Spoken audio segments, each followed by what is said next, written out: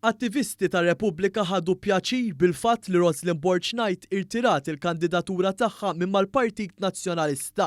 Christoph Schweiger, attivist ta' Repubblika u li jippreżenta l-programmi online tal-istess grupp, uża Twitter biex jgħid li l-aħbar li Borchnight irtirat il-kandidatura tagħha żgur li ma kienx l-aħbar li ħarġet fl-aħħar jiem. Roslyn Borchnight withdraws PN election candidacy is far from the worst headline we've seen this week, kiteb l-ex-ġurnalist ta' Newsbook u l-kollaboratur ta' Robert Aquilina u Manuel Delia. Derċar li din l-aħbar intlaqet bil-ferħ għax Borchnight kienet għenet lil Delia tant li ma din it-tweet ippubblikaw artiklu li kienet kitbet bit-titlu Why I Want Delia to Stay.